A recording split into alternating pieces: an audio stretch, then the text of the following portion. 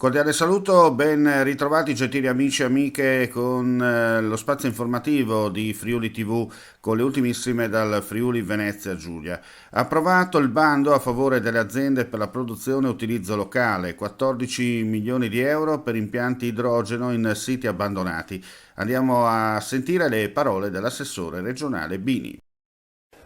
Assessore Bini, idrogeno e aree produttive dismesse sono due argomenti che la Giunta ha esaminato e prendete due piccioni con una fava con una sua delibera.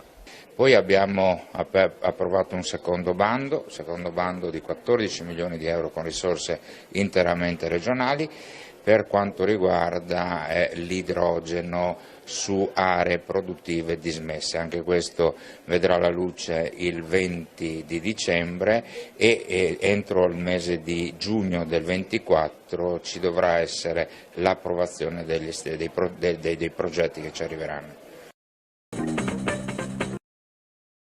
Innovation Platform è ormai un modello nazionale di sinergia tra imprese proiettata al futuro, consolidato e di successo, che attrae sempre più giovani, i quali potranno informarsi sulle opportunità offerte per una formazione ad hoc nel comparto mobile pannello in occasione di scuole aperte in programma domani, domenica 17 dicembre.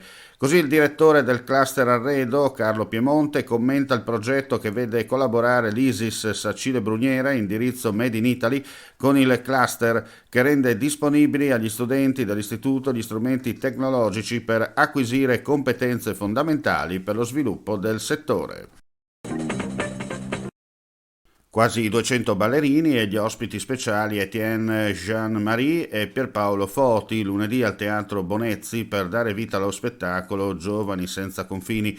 5 scuole di ballo, quasi 200 ballerini e gli ospiti speciali Etienne Jean-Marie, ballerino, e Pierpaolo Foti, violinista.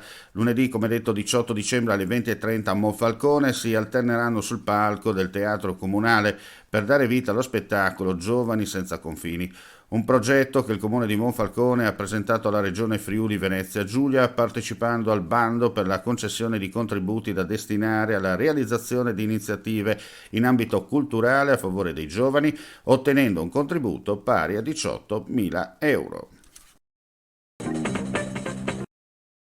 Nell'elegante settecentesco palazzo Atmes Pettenstein, un'inedita mostra pittori del Settecento tra Venezia e Impero propone un affascinante percorso alla scoperta della ricca e varia produzione artistica del XVIII secolo, realizzata da artisti che guardano sia all'arte veneta che a quella oltrealpina, in un territorio di confine come Gorizia, complesso ma vivace. Incontro d'arte con l'intervento del dottor Alessandro Quinzi, conservatore dei musei provinciali di Gorizia e curatore della mostra. Prenotazione obbligatoria. Grazie per la visione e l'ascolto, ulteriori news come sempre sul nostro sito friulitv.net. Non resta che augurare a tutti voi un buon proseguimento di giornata.